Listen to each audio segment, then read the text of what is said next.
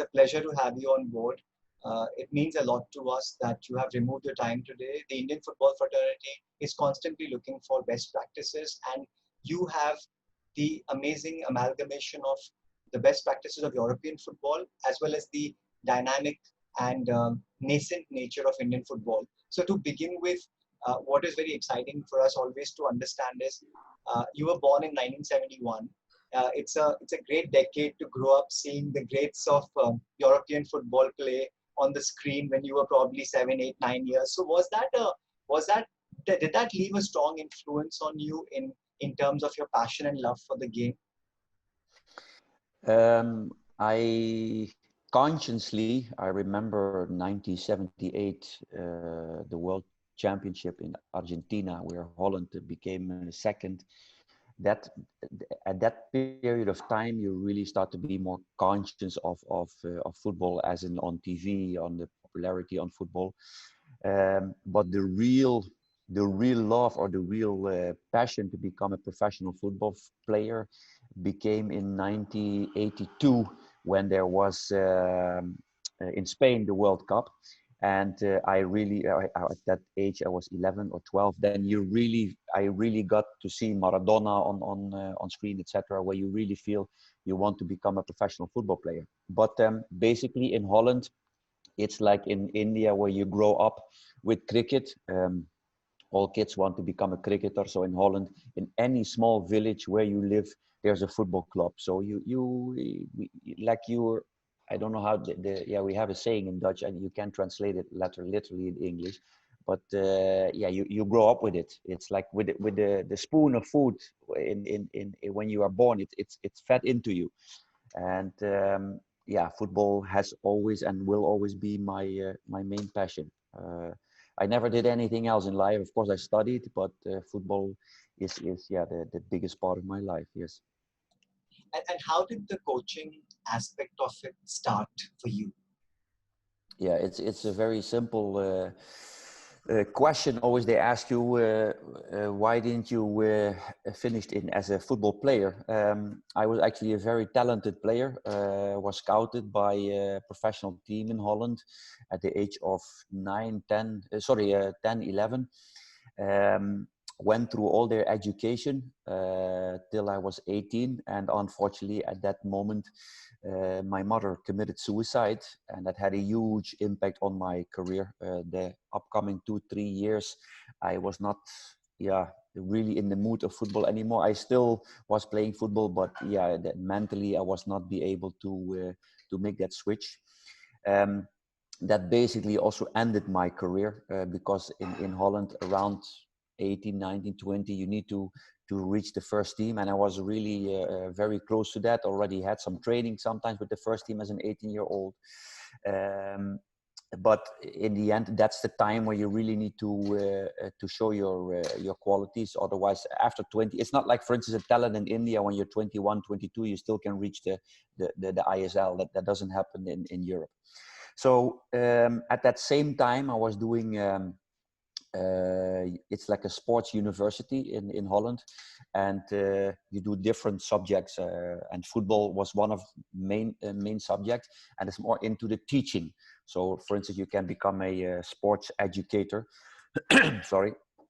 And one of the parts, you need to do internships. And for the football part, I was doing an internship already at that time in a club called VVV Venlo. They are now also in the highest division. And through when I was there, basically in those years, I started working with youth.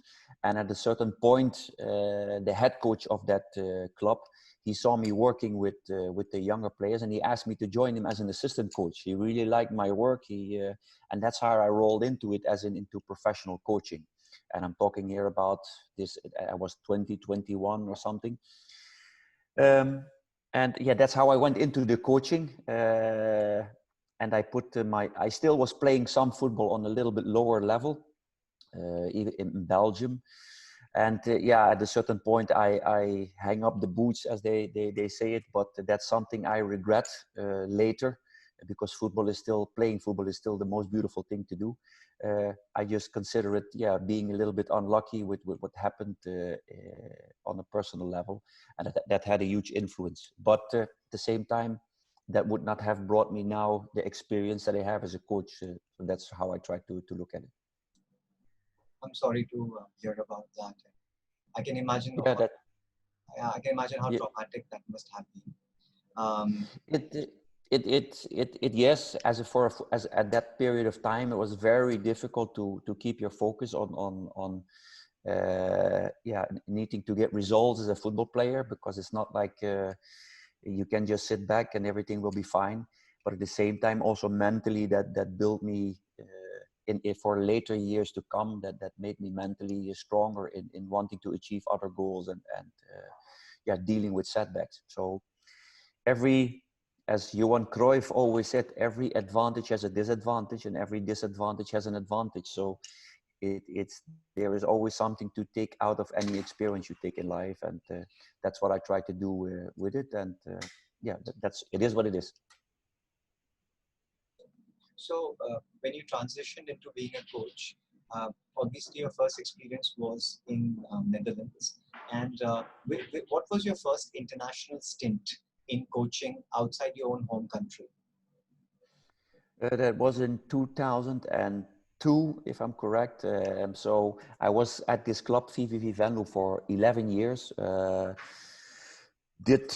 Was head coach the youngest in Holland. I was at 24 years of age. I did my first head coach for 3 games. I didn't have the highest license at that moment. So I was like a caretaker for 3 games, undefeated, still the most undefeated coach at that club, but it was only 3 games.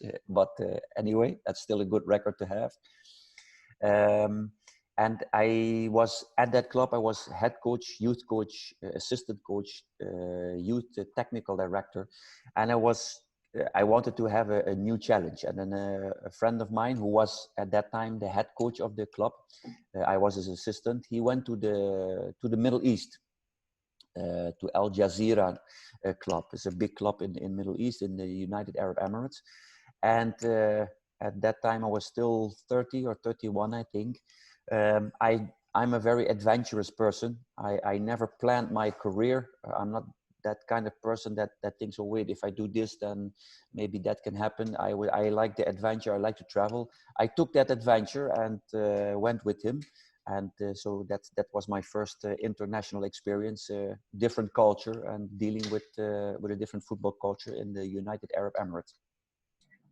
How did the transition into the Indian football scene happen for you? How? You're How? asking me how? Yes, how? Yes.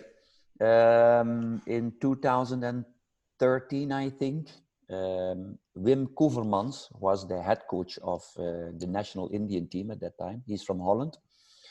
And one agent I got in contact with who approached me if I was interested to work in India.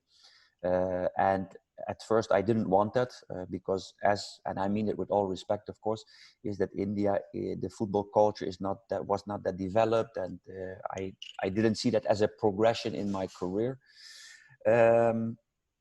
And at the same time, I was like, okay, let me first have a talk with Wim Koevermans, the head coach of the national team, and ask him like how it is and what to expect.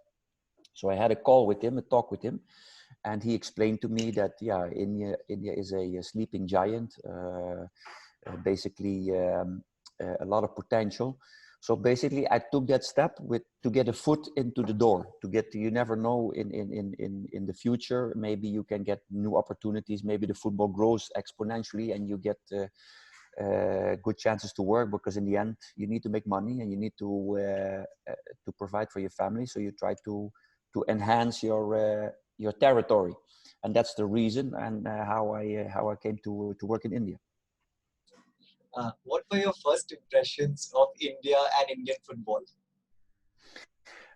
I remember that I arrived at the Prayak United at 4 o'clock in the morning, and they brought me to some apartment where I had to sleep. Yeah, that was completely, and yeah, if you come from a European standard, I'm a very I'm a very adaptable person, and I've seen through traveling a lot of different cultures and different way how people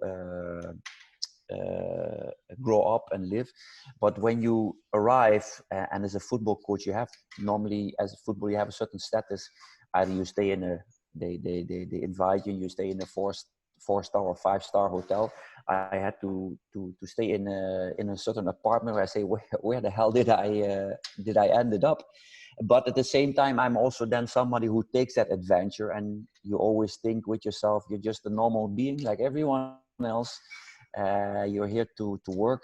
So it had a huge impact. And within those 3 hours that I slept, I right away went to the training field and did the training. And one of the things that the impact was that the next day we had the first game, and that game we won with 10-1. So that was a huge impact that it had. I think that was against Sikkim, I think. Yes. So Prayak United against Sikkim. And my debut game was a 10-1. So that created right away huge expectations. And I'm sure you know this. Sikkim United was actually started by one of the stalwarts of Indian football, Baichung Bhutia. He was the one. So to beat that team 10-1 is a huge thing on debut. So yes. So one thing which will be of great interest to everyone to know this, Eelco, is in your opinion, what is or what makes a great football player? I don't think you need to to look specifically at a football player. I think anything in life, either an interviewer, a professor, it doesn't matter which profession you choose. The first thing that you need is a certain skill. So for a football player, I call the technical level, you need to have certain skill enabled to participate in the field of expertise. So if you cannot control a ball, then you cannot participate in the football game. The next part is how much physical ability is needed.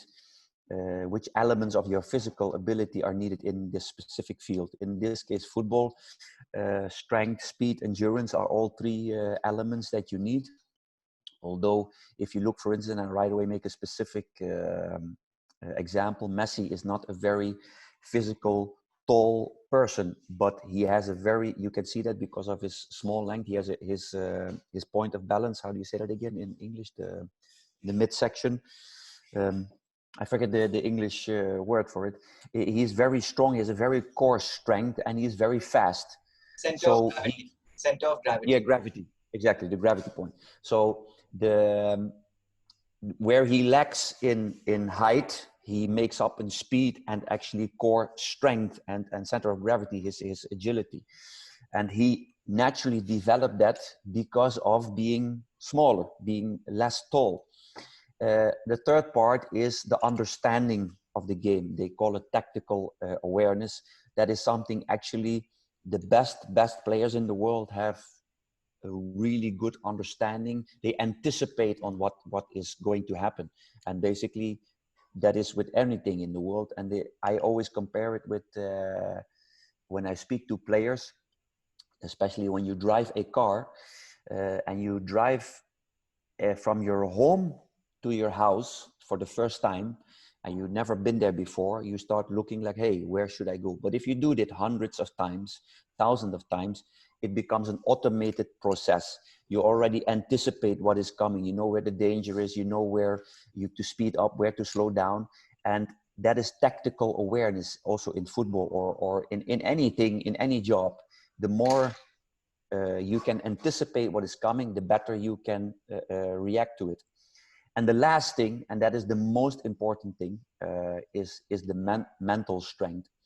So in all cases, whatever you do, you can have a very good skill. You can be physically very fit. You can have a really good awareness of what is happening. In the end, if you don't have that mental strength, the power of dealing with setback, the how do you call it? Every day getting up and doing that job again. So I can't find the word. Sorry. the discipline to even when you're not in the mood, that eventually makes you a good either football player, professor, or whatever you want to be. And of course, special talent, special technical skill will make somebody stand out. But in the end, there's only one determined factor, that is mental skills in anything you do. When you approach the preparation of a team, whether it is the first time you've been handed over a team or you've been working with them for a long time, do you have a routine or a strategy that you typically employ which sets you apart from your other contemporaries? The first thing you need to do is that to look at the culture. That means if you and me, let's say we have to set up a certain business between India and I'm now in Oman, but let's say between in Holland, the first thing I need to know is how do Indian people do business? How do they think? What are common things they do? That's the same thing with a team. So if you enter a club, especially in Asia, the setup of a club is completely different in Europe. In Europe, it's much more structured. In Asia, most of the time you have an owner who pumps in money, but the structures in between, they are not really that developed. So in order to deal with those things, you need to have some knowledge on how to deal with these people. Does that mean that I'm really good at it? No, I think I am, because I mean, when it comes to the structures of club, it is always difficult to be critical because people they don't like a criticism when it comes to the setup of a club. Why? Because they only look at one thing. It's either you win or you lose. But how to win, that process of how to win is many times avoided. But when it comes specifically to a team, to the players itself, one of the first things I do in Asia is, because most Asian countries have a family-oriented background. So I almost tell my players that they should see me first as their second father and then as a coach, to try to build a relationship, have trust. And then, of course, slowly you start to implement. When that trust is there, you start implementing your football ideas in the best possible way. And I do work with a lot of visual content. You can talk a lot, but most people understand more if you are able to project it in presentations that are visual and giving examples on the field itself. So I always, that is something that I learned myself from being coached, where I always thought this can be done in a much better way. In the end, it's about understanding. You can talk for an hour, but a lot of information will disappear if you don't visualize it. That's why doing interviews like this is good.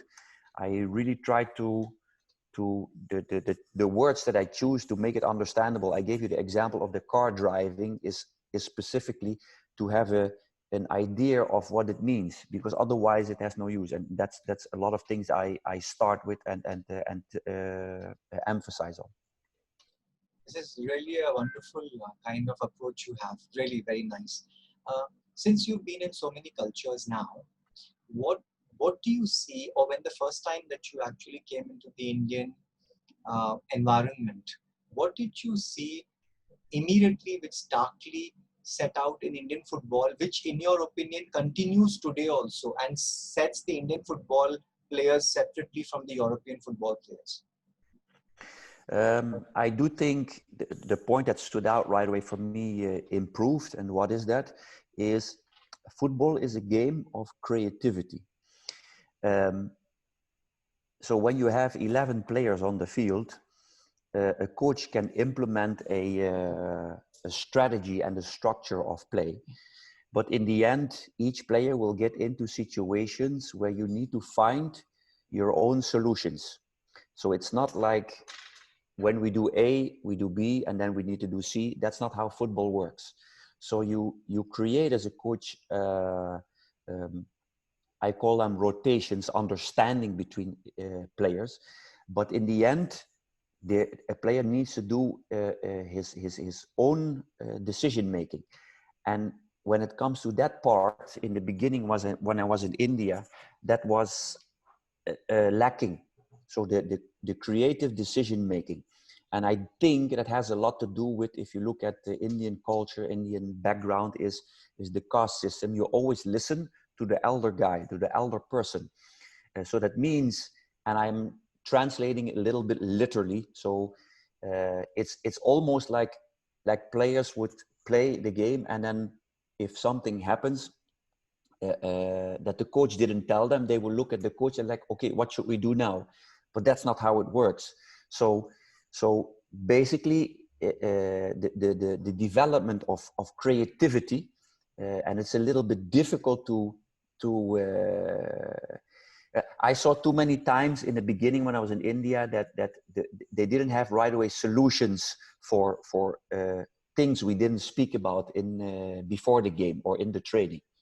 So if you grow up in Holland from young, you get you put in, if you every day from a young age get training, and you get into many different kinds of situations, and you talk about it, you start, and I go back again, the understanding, the anticipating of the game. That part in the beginning was not there. I see that now is developed more. It has to do, sure, with the ISL also, and bringing in more foreigners. So, but that part, I can relate one part to the culture, as I said, the caste system, and elderly is always right. While that's nonsense in Holland. An elderly you listen to, he has experience, but there can also be people who are younger, who are smarter, who maybe already did more things, who can bring in more creative. He's maybe more stubborn and try to do it a different way.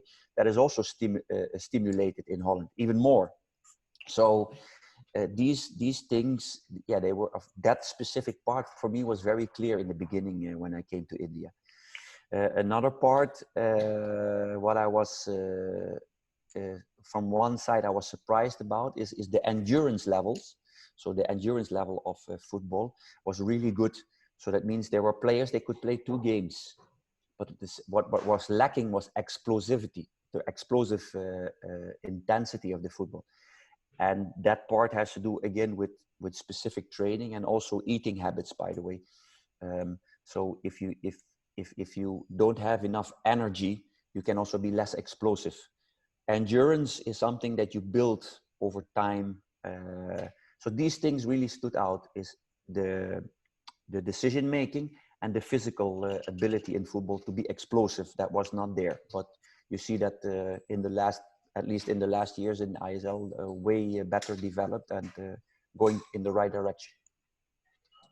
When I was listening to you talk about, especially the age difference to the seniority, I couldn't help but think about Laura Decker, who's the world's youngest girl to circumnavigate the world. She's Dutch, and Okay. she went to the Supreme Court. Her family went to the Supreme Court when she was 14 years old, because her father felt that she was ready to sail around the world alone in a yacht. And I remember, yes. The Supreme Court finally said, yes, you can go. So when she finished circumnavigation, she was 15 years old. I mean, Yeah. so age is just a number in some cases. It's amazing. Yes. See, And there has to be a right balance. I will explain it like this, and this is where I feel as a coach, I got a huge experience and enhancement and even way change of thinking, is that if you encounter different cultures, for instance, what I admire in Indian culture is that most people are pretty humble and respectful. And when you go to Holland, even till today, sometimes people perceive me as arrogant, as rude, and it has to do with because I speak out what is on my mind. I speak out. While it doesn't, it's no arrogance. It comes from the right place, but sometimes you need to find the right balance there. So sometimes I say be a bit more humble, and that is something what I really try to apply in situations where that I come across. And I would sometimes say to an Indian player or whatever, be more straightforward. Say what you think. When you have conversation and you want to reach something, you need to express yourself. You need to because if you only listen to what the coach says and you don't agree, we're not getting anywhere. So there needs to be a right balance, and you get that if you get when you encounter different cultures, you learn these things. And Dutch people overall, I always say, they are sometimes too outspoken, too much. It's not something that I would ignore. So it's about the right balance. No, actually, it's very easy to see that you you have very. I mean, I think it's like they say, if you don't stand for something, you will fall for everything. So you are very True. clear. You stand. I mean, if anybody follows you on Twitter, and I think it's a beautiful thing that you posted yesterday, and that was about this sheriff who told his people to just lay down their Yes. batons, and he engaged in that conversation with the people. And Leadership. and very few football coaches of your level uh, take that very moral stand and express their morality so clearly. So I think that's a beautiful quality, because ultimately that's what binds the players with the coach. So one, sorry, I just No, wanted no, to, go ahead. Go ahead. I was saying, so one thing which you said which stood out for me was the focus and emphasis on nutrition, because India is a country where malnutrition is a very real problem. We have a disparity between the economic, social structure as well. And many of these players come from very poor households. So how closely do you work? Do you have your own team member who is a nutritionist, or how do you work closely with a nutritionist to make sure that the optimal impact is being given to the players? Um, it, to be honest, nutrition is a very specific area, and I don't think that nutrition.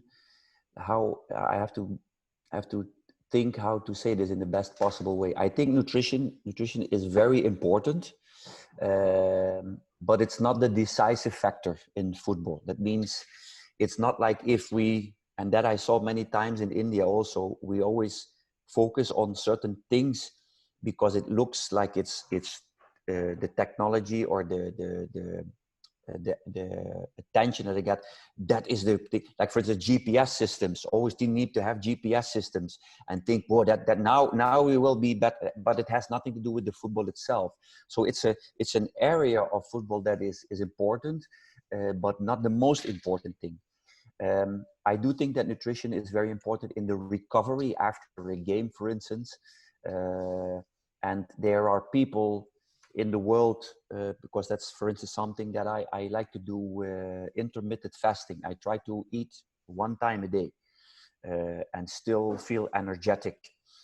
And there are people who basically are very strong, very muscular, and full of energy by only eating one time a day. So the relationship between sports and nutrition, eating, is there, but it's also something. Yeah, what habit do you build in your life? And I never had a specific nutrition within my club. Although last year at the Kerala Blasters we started with one lady, but she was not there on a daily basis. It was more from a distance. Uh, I would always encourage it because, but it's not something, and it also depends on the budget of the club, by the way. If you can make use of it, do so, because it's another expertise, specific area that you can improve on, but it's not a decisive factor in my opinion. If you don't have it properly covered, then yeah, look, if I see a player who for instance, when we travel, Indian players still sometimes have the tendency to, on the airport, to go to whatever, either McDonald's or whatever, and I will try to step in there. Say that is not acceptable. But overall, it's interesting. You have people from the Northeast, you have people, Punjabis, you have people from Kerala, you have people from Goa, and if you look at their eating habits, they all have different kind of food that through their life always were able to eat, or like it's a habit what they eat. And while there are some things where I say that is not the best thing to do, but if you're used to it and it doesn't influence a negative in the results, yeah, then why would you change it? So it's an area to really look into, but at the same time, to me, it's not a real decisive factor that makes you play better football, that guarantees you better football. hopefully I explained it in the best possible way. You did. In fact, I know the lady you're talking about. Her name is Krushmi Chheda. She, Yeah, exactly. yeah, she happens to be, and you're right. It's. I think the budgets play a very important role, and that's why there's so many ISL clubs which don't really have a sports nutritionist. Also, I mean, they're maybe No. on a consulting. Yeah. So no, but I'm gonna. But I would like to say one thing is that with Krushmi, she came for a test. She stayed for a week with us, I think, and then had to leave again. And I believe if you have a nutritionist or somebody specific in that area, he should be in the staff and you should be there on a daily basis because he needs to check the food that is represented. Otherwise, I don't believe it really properly works. But that's my personal opinion. And secondly, also the club needs to have a budget that gives that opportunity to work 24/7. It's like if you want to, if on a daily basis you eat, because you have to eat on a daily basis. It's a process they do daily, and you want to improve there, then you also need on a daily basis a management to look over it. If you do that from a distance and you just once in a while check it, and it has nothing to do with the nutrition, it has more to do with the structure that you set up. I don't believe in that. It can help, but it will never get that result that you put more time in something that I think will be less beneficial than if you really do it in the right, proper way. What is amazing is when I'm looking at you, you are going to be 50 years old this year, and Yes. you look extremely fit. And if you do intermittent fasting, which means that your body has adapted to fat burning as against, I mean, your body really is doing, is optimizing your resources. So from that perspective, as you already know, in India, if you're from the Northeast, you need to have rice. Without rice, they Yeah, have an issue. exactly. So, Yeah. so I know I'm going to be putting you in a spot when I ask you this question, but I can't resist it. That is, in your opinion, uh, which which region of India is more dynamic towards the growth of Indian football? Northeast, okay, very clearly. Not, for instance, I worked last year in Kerala, where the hot spot or there are so many football players. But if I look at the the quality or the way the people grow up, even I see there. For instance, what I always found in northeastern players is they have a decent, good body, as in the build of their muscle. They have strength. The quality is there. So I'm talking overall, the overall picture of a football player. For instance, in Kerala, I saw the players that I worked with in Kerala very highly skilled, but mentally they're a little bit sensitive. So the way you approach them, you have to be. That doesn't mean that it's a defect or a negative thing, but when I look at certain areas, and I go now, for instance, to Punjab, also always very strong, but they lack a little bit of technical qualities. It's more based on toughness and strength. And I'm generalizing. I'm just overall. But if you would say where you find the most potential, that would be Northeast, and that is also proven. I mean, it's not something I'm saying something now that is just my opinion. If you look at how many players from the Northeast playing in the ISL compared to any other areas of India, then I'm sure the Northeast has the most players there. So that speaks for itself. And that doesn't mean that in other areas are no talents, or it's just, I don't know why. I have my own ideas, my reason.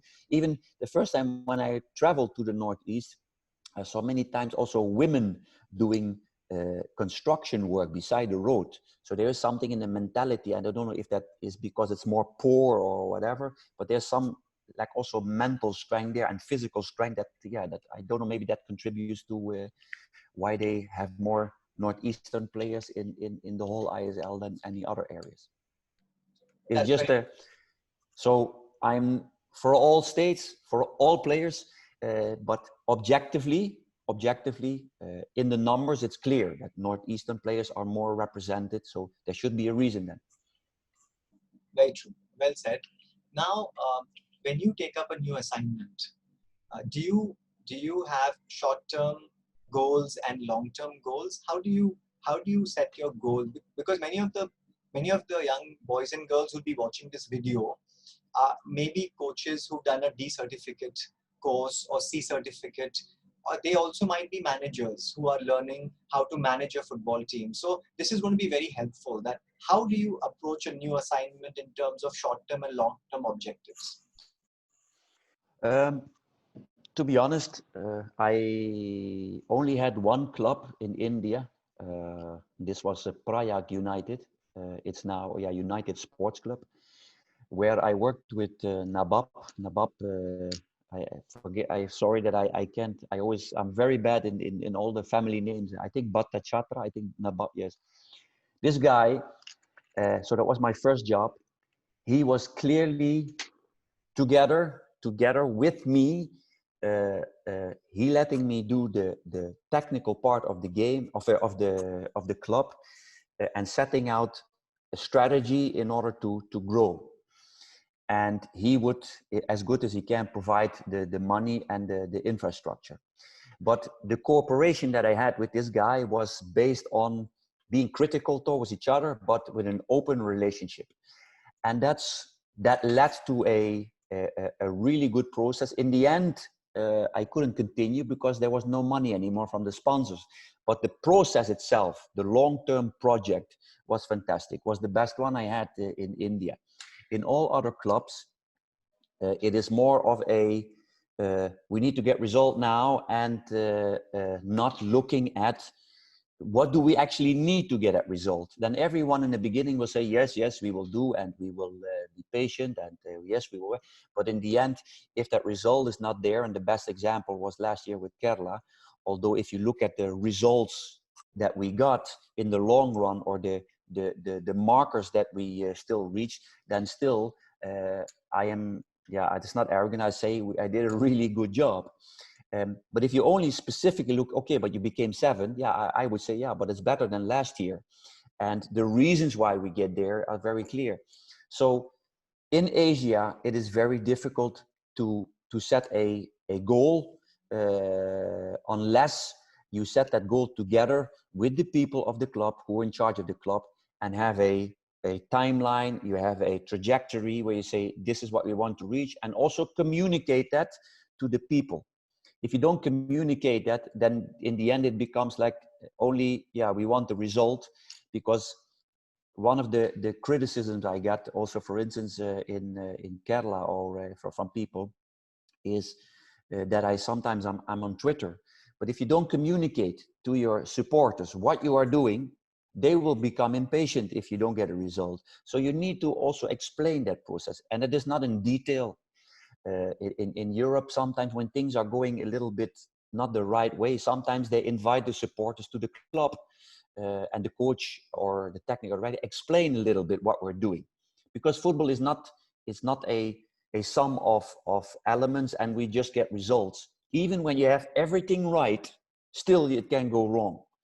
Look at clubs like Manchester United. How many years after Ferguson, it's the richest club in the world almost. So there are things around the club, there are dynamics in a club that are just not only the coach and the players.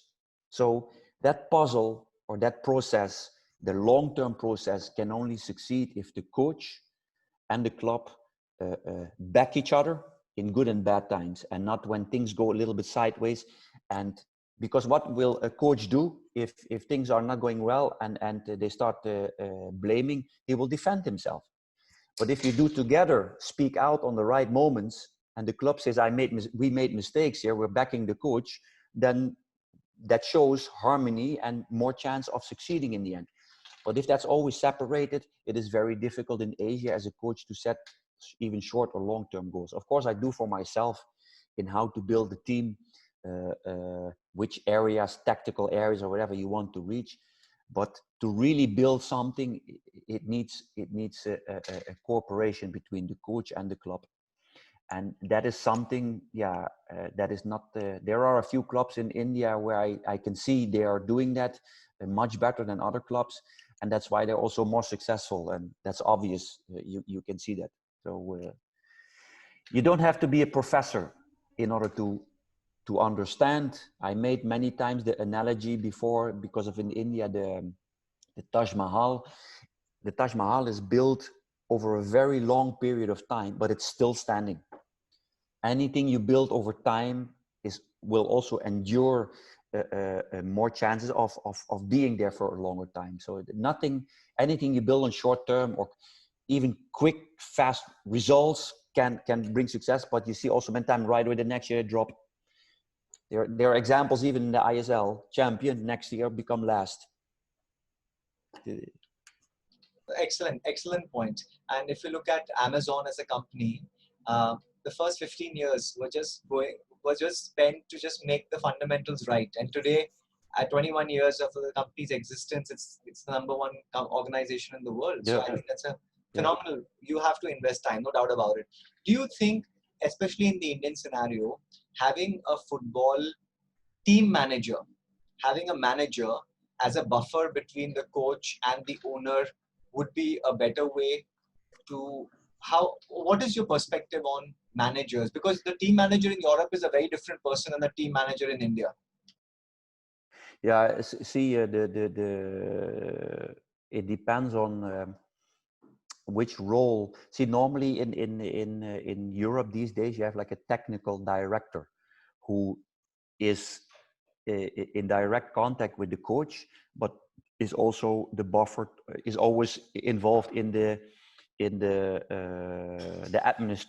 administrative, how do you say, the administrative part of the football with the owners, etc. And somebody in between is always good. But I go back to my first example, my first job in India with Mr. Nabab, who all his life till today, he doesn't have too much money to spend, but still puts his money in developing youth players. He has some knowledge about football that links a direct connection with the coach. Does that mean that he understands everything in football? No, but the gap between the process of football, what's happening on the field, and what we need to do outside the field to organize everything is much, much closer. So that direct link I had with him made it also a very good cooperation. If you don't have that, there are a lot of owners who never played football in their life, and that is all fine. You see that even in Europe. But if you have somebody in between who can make that link, and whatever title you give him, football manager, of the manager or the technical director, doesn't matter. But to have somebody there is very good. I spoke a few times to the CEO of this team while we played against each other, and you could really feel that person also had a really good connection between the coach and the organizational part of the club, and he would be a good link between the owners and the coach. It's really good and important to have somebody there, especially in these countries or like India. Yes. Yeah, it's become Odisha FC. Odisha. Sorry. Yes. Sorry. My apologies that I. Okay, so currently you are what? Currently, if you were hypothetically asked, you could pick whichever club you want in India to be its head coach. What would be your favorite club and why?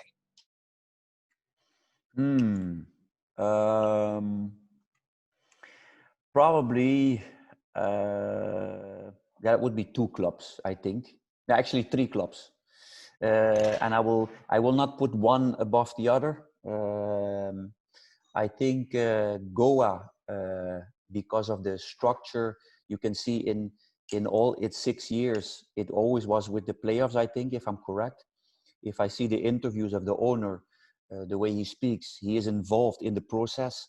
That means there is a know-how on football, and also a vulnerability of wanting to learn. That's what I pick out of his interviews, and then that is also translated on the field.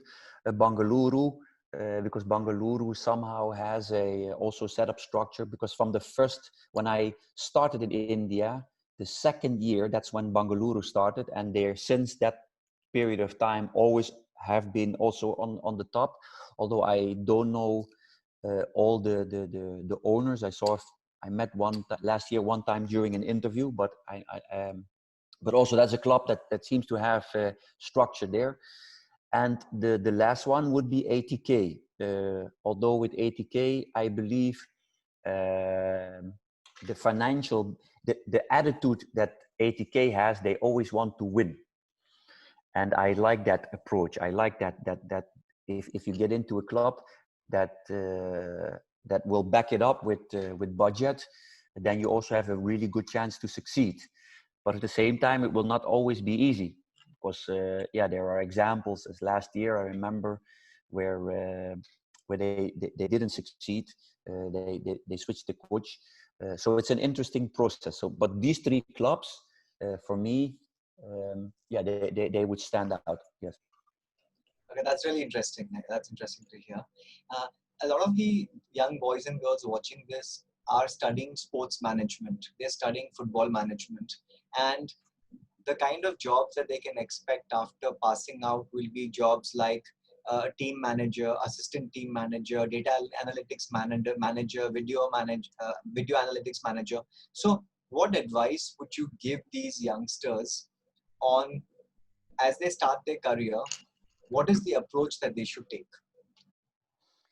Yeah, of course, it depends on what job you're going to do in football. But I get a lot of emails from younger people, 20, 21. They say, please take me as your assistant coach.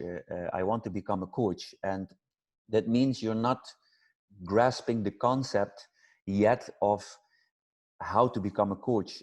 If you want to be a professor, you will need to go to university and study. So there is no difference.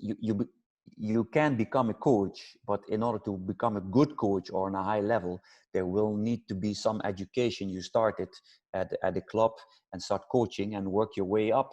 So it is not like just like, for me, it's always funny and amazing that people send you an email, just please take me as your assistant coach. Like they think like just start there and it will be fine. So at the same time, I'm always humbled by that people believe that they can learn something from me. That is a good thing. But the most important thing, whatever part you or whatever job you will do in football, and actually you can apply that to any job, is try to understand the dynamics. So if you just look at football as football, then you look at a sum up of events, and you will judge on your opinion on your opinion will come on these events, while I more about try to connect events. The faster you can connect events, you also quicker learn to anticipate what is going to happen within your work of field. So the most interesting thing in that part is, for instance, an analyst. Last year I had actually the first time when I came to Northeast, and the second year Northeast, and last year, and I had the same analyst. But that analyst, I do all my analyzing myself. Why? Because an analyst will not see what I see. But I try to help the analyst to make each other understand better. But when it comes for analyzing, for instance, an analyst, don't be a reporter of the game. Analyze the game. It is easy to say, yeah, in the 5th minute we got a yellow card, and in the 6th minute this player gave a cross and they scored a goal. Yeah, that is all nice, but I want to know, try to find patterns, try to find things, and I call them patterns. And for instance, I will make it more easy to explain. Let's say I take one team, Kerala Blasters. The last 20 goals they conceded, So the last 20 goals, let's say there are 3, 4, 5, 6, 7 games, whatever, the last 20 goals, I'm going to look at each goal and categorize them. Okay, this goal was because of a cross. This goal was because of a counter attack. So you need to find categories. And if within those 20 goals you find patterns that, for instance, 6 or 7 goals were from set pieces defensively, that means that's the area where you are weak. And then you can still look at, okay, why is that? Is there one specific player maybe that is every time making a mistake, or is the keeper making a mistake? So it's all about finding patterns in anything you do. That's how I that advice I would give to anyone. It doesn't matter which job you do. Try to find the dynamics, the patterns that make you learn to anticipate things. That's how I see it. I think that's the best advice I can give you. But how to do that is, don't focus on events.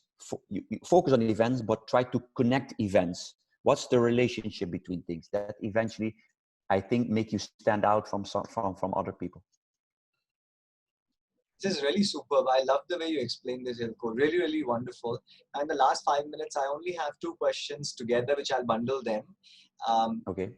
And both the questions are this. The first question is that the current coach of the All India Football Federation, the national team, Igor Stimac, he calls you up and asks you, Eelco, tell me that what are the 3 top things I should focus on this year to take the Indian elite men's team to a different level altogether? That is one. And the second question is, what are the 3 most exciting things that you still find the most exciting in football after being in football for like almost 35, 40 years? All right. Question 1 is, see, there's sometimes a big gap between, if you take Indian culture, there's one thing I really admire in India. There is never a problem. Everything is never a problem. So, and I mean it with respect. I don't mean it. So that attitude from one side is a very good one, because in the end, it's about whatever happens, we will find a solution. At the same time, you have to be realistic. That means not for everything is just a solution. You will need to create an infrastructure. You will need to have certain tools or elements to grow. And for being a head coach of Indian national team, I think one thing is really extremely important. That if you set a goal of playing dominant football and mirror yourself, for instance, with I will say it, the tiki-taki football. I won't say it like that. If you want to play that kind of football, you also need to look at, is that possible? Yes, it is possible, but is that also possible to get results? Because in the end, if you play that style of football and you want to get results, then you also need to have certain other elements, as in defensive qualities, to cover that up. And do we have enough players? Do we have the quantity of players? If one is injured, can we cover that? So I really think 2 things for me stand out is, if I would be coach of Indian national football team, I would firstly choose a system, a formation that defensively gives me some guarantee to get results, because that's the key thing you every time get judged on. But at the same time, can I still show progressive football? That means, can I still play attacking football? And the best way to explain it, I watched some German football lately because it started again. And almost all teams, they play 5 defenders in the back, but play very attacking football. So if you play 5 in the back, for instance, India national team has problem every time with center backs. Sandesh is injured, whatever. So if one gets out, you will need to have a replacement. But do we have the quantity there? No. So if you cover that up with playing with an extra defender, I would and I'm not saying that would be the solution, but that's how I look at it, would give you more chance in the long run to overcome when you have injuries. And then at the same time, you can play, in my opinion, very attacking football. It just depends on how you line it up. It's the same thing with playing with two strikers, where you have, if you're not really able to play that possession-based football, and you need to play a little bit of a longer ball sometimes, because as India, you still are in a position that you will not dominate all the games. So there will be moments. I remember the Asian Cup, 2 years ago. If you play with two strikers up front, you still have more outlet. And there are a lot of players, there are a lot of Len Dungal, Schattorie, of course, what's his name? The one from Bangalore, the left winger, who is very speedy. Ashek, no, Ashek, I think it is, who has a lot of speed. So you can make combinations where you still have outlets, or from ATK, Baljeet, who has some experience. So for me, it's all about, you need to be realistic regarding what are opportunities. At the same time, the other side, the flip side of it is also that Indian federation, and I'm sure they're trying, you need to look at that. We need to expand the league. You need to play more games. So even for me, if I make a good setup of the team, if all those players only play 18 games in a year, they will be behind compared to other clubs. So it goes both ways. So I would pick out those two things: a little bit of realism of, we can say like, yeah, we are in India, we just have to work with what we have. I love that mentality. I love that. But also you have to be a little bit realistic, because in the end, as I said, if you only play 18 games in the season, you will never catch up with the rest. So you understand what I'm trying to say? So, and the approach of the coach and the approach of the federation, of the whole football bulwark in India, you need to understand there need to be some infrastructure in order to grow. And one of those issues could be, for instance, Indians from outside, to also enhance it. I'm not saying that they have to do that, but you have to look at these opportunities. If you want to get results, you also have to create a process that makes it happen, without making it, because you can also over-organize. You can also have the most advanced techniques and things available, and still you don't get success, because I always say, when you're too advanced, you also get lazy. You depend too much on, so there needs to be a clear balance between those two. That was question one. So I had only two things. So I didn't get three, I get two. The third question, of the second question, what really keeps me going? One is still analyzing games. I love to analyze games, especially opponents, or even I now, in the last few weeks, I made a few analysis of teams, German teams. I just enjoy that. I just like to do that. One, from an educational point of view, and secondly, it's something, I go back again to recognizing patterns, trying to see things that other people don't see, or try to help make it more understandable.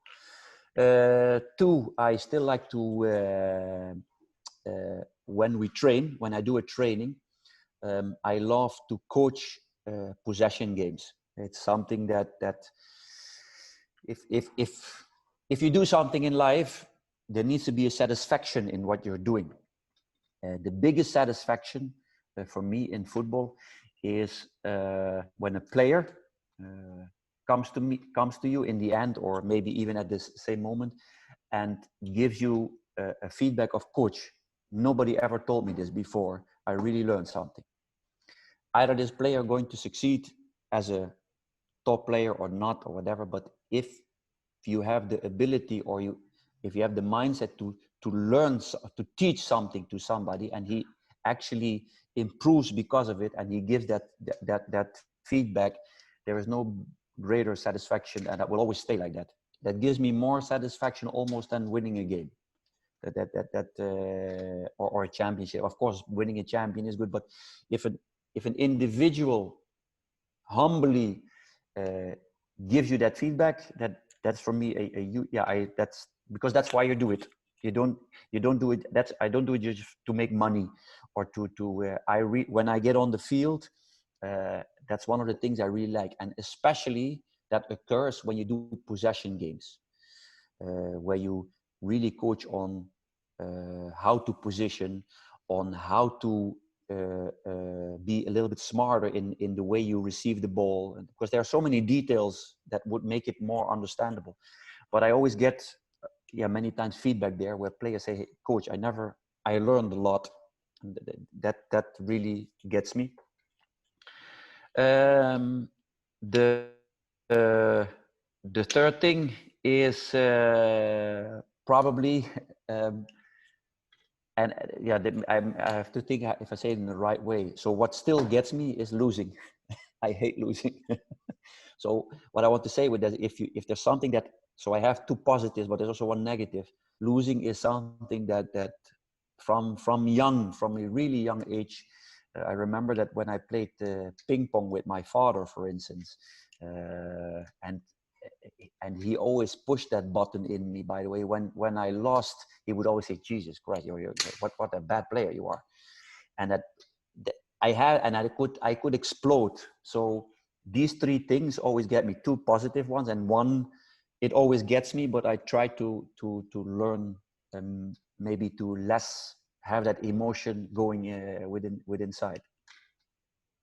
Really enthralling, amazing, amazing. Is there anything as final words you want to share with the audience from your side? Anything you want to communicate to the Indian football fraternity?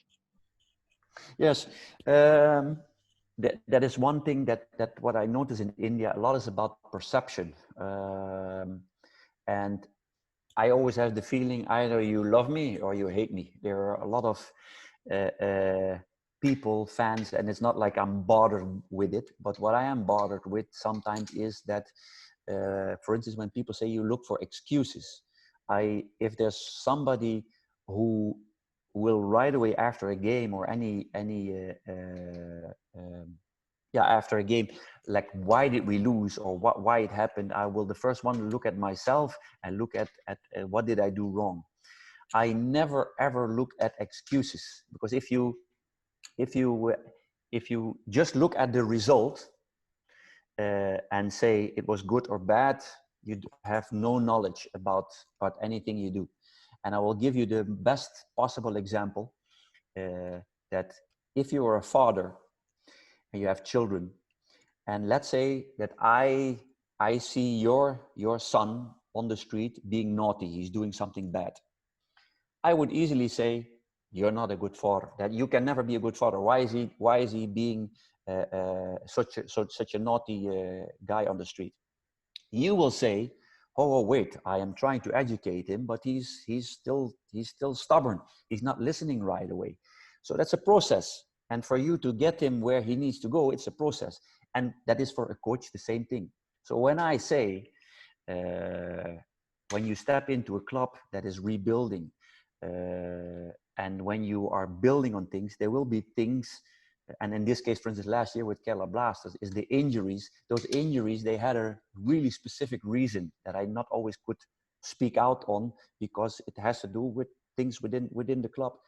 But if people say that these are excuses, that is sometimes difficult to accept. I will deal with it. That is fine. But that's a part in India where I say the understanding of the football, the processes that could be better developed. And I am in no way, shape, or form an excuse seeker.